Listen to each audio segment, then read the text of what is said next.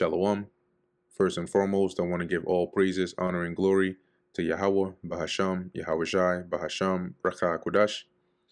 Double honors to the elders and the apostles of Great Millstone, and peace and blessings to the elect. And today we're going to go into the book of 2 Timothy, the first chapter. Thou therefore, my son, be strong in the grace that is in Hamashiach Yahweh Shai, and the things that thou hast heard of me among many witnesses, the same commit thou to faithful men, who shall be able to teach others also. You have heard me teach things that have been confirmed by many reliable witnesses. Now teach these truths to other trustworthy people who will be able to pass them on to others, that the correctness of the gospel continue to spread. Thou, therefore, endure hardness as a good soldier of Yahweh Shai HaMashiach. So, whatever you have to go through, endure it. Take it with good cheer, right? Consider yourself like a soldier in the army of Yahweh Shai. No man that warreth, that's a soldier, entangleth himself with the affairs of this life. So a soldier doesn't get entangled with the affairs of this life. Why? That he may please him who hath chosen him to be a soldier. So he can't afford to get distracted. It says here, soldiers don't get tied up in the affairs of civilian life. For then they cannot please the officer who enlisted them. So if we are likened unto spiritual soldiers of Yahweh Shai, we can't be distracted and entangled. We live in this world. Yes, there are things we have to do. When you're entangled, it's like you're caught up. You're tied deeply into something, and you can't be like that with this world. You got to keep things simple. Don't entrench yourself in the things that bind you, that are of the world, because then how are you going to be able to do your job? And if a man also strive for masteries, yet is he not crowned, except he strive lawfully, right? So if somebody is, they're striving, right? They're working towards something. You have to still do it by the rules. You got to play by the rules. And NKJV, it says, and if anyone competes in athletics, he is not crowned unless he competes according to the rules. The husbandman that laboreth must be first partaker of the fruits. Yeah, so just like the husbandman, the planter, is first to enjoy the harvest of his hard work. Consider what I say, and the Lord give thee understanding in all things. So keep these things in mind. Think about what I'm saying, and may the Lord open up your mind to understand all things, and basically to grow, right? To grow more and more and more in this knowledge. Remember that Yahweh Shai HaMashiach of the seed of David was raised from the dead according to my gospel, wherein I suffered trouble as an evildoer, even unto bonds. So the gospel that I have preached of Yahweh Shai being raised from the dead, for this cause, I'm suffering like I'm a criminal, even to being imprisoned.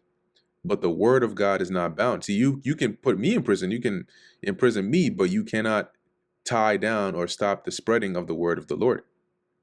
Therefore, I endure all things for the elect's sake, that they may also obtain the salvation which is in Hamashiach Yahweh Shai with eternal glory. Because the things Paul endured was so he could spread the gospel, he could preach.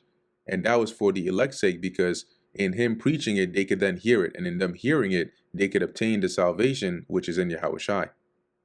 It is a faithful saying, for if we be dead with him, we shall also live with him. Right? So he's saying this is a true saying. This is true indeed, that if we die with Yahweh Shai, we shall live with him.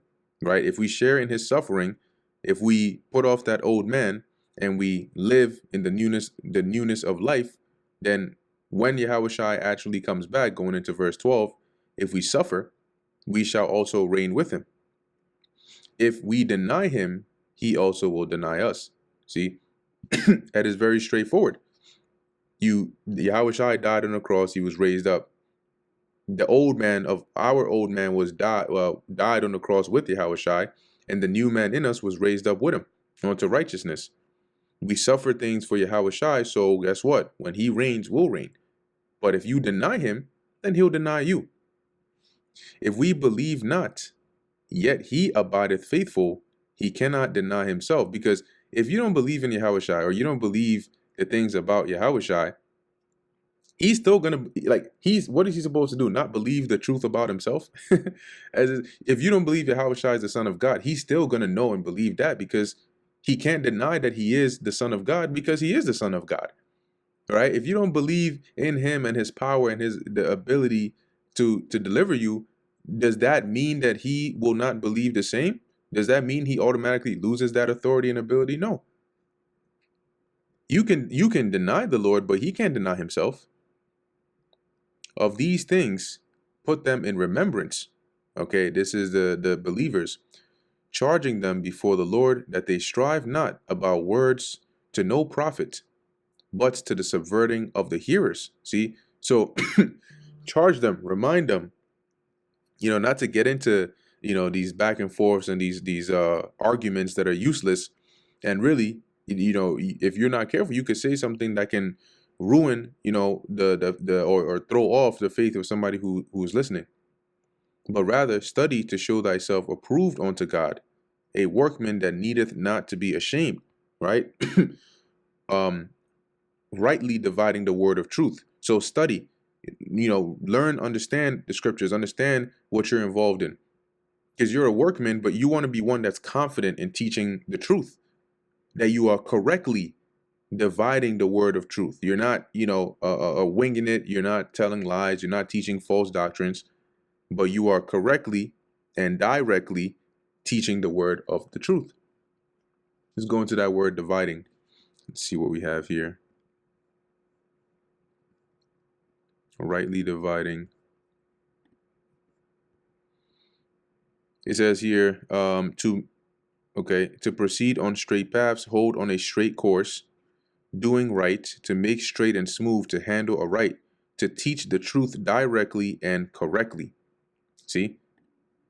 And in order to do that, you need to know what you're teaching. You need to know and understand the truth to teach it correctly. But shun profane and vain babblings. Avoid the worthless and the foolish, talk, for they will increase onto more ungodliness. See, it doesn't bring forth any edification. If anything, it might just turn into a quarrel, and it might turn into a physical altercation. Like, it's just, it doesn't profit. So shut that down. Shun it. Don't even entertain that. And their word will eat as doth a canker, of whom is Hymenaeus and Philetus. Let's read that in the NLT.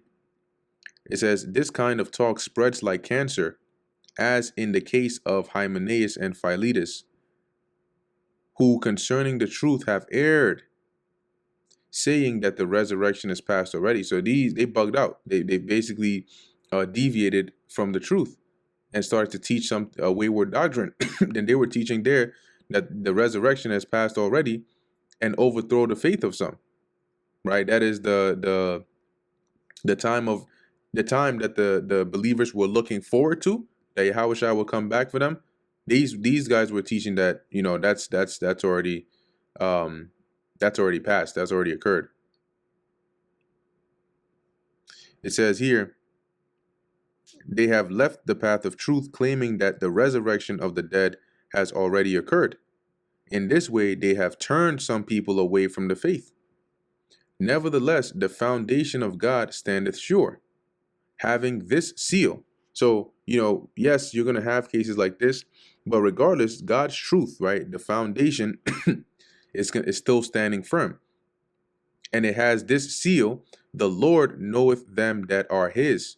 See, so yeah, some are going to deviate from the faith. Some are going to teach wayward doctrines, but that won't affect the foundation of God or of his house, because they that are his will stay his. That foundation will be sure. They will not be swayed by these false teachings. Let everyone that nameth the name of Hamashiach depart from iniquity. But in a great house there are not only vessels of gold and of silver, but also of wood and of earth, and some to honor and some to dishonor. So, you know, you have a big house. It's not that everything in there is precious stones and silver. You also have wood, different quality material. You have some vessels that are honorable and some that are dishonorable. So in this truth, you're gonna have the good and the bad. If a man therefore purge himself from these, he shall be a vessel unto honor.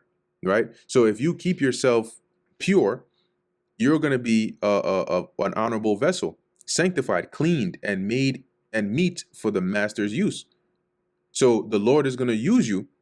You're going to be a good vessel unto him because you're sanctified, you're pure, and prepared unto every good work. See, the Lord can use you for every good work he needs done. That's how you want to be, because then you're a profitable servant, an honorable vessel for the Lord. Flee also youthful lusts, but follow righteousness, faith, charity, peace. See, so discipline yourself from the desires of the flesh, but instead follow righteousness, keep the faith, continue to be charitable, maintain your peace with them that call on the Lord out of a pure heart, right? Out of sincerity. But foolish and unlearned questions avoid, knowing that they do gender strife, right? So questions that you can see they're pointless. They're gonna start fights, right? They're gonna start arguments. What comes out of it is just more division, and there's no need for that. And the servant of the Lord must not strive, but be gentle unto all men, apt to teach, patient. See, so as a servant of the Lord, you can be one with like a quarrelsome, spirit. You got to be chill, man. Be gentle unto all men, apt to teach, ready to teach, and patient. Because you're going to have people of different calibers, and in order to be all things to all men, you need a lot of patience. In meekness, instructing those that oppose themselves, if God peradventure will give them repentance to the acknowledging of the truth. See, so gently instruct them in humility, because perhaps you don't know, the Lord might be able to change their hearts for them to believe.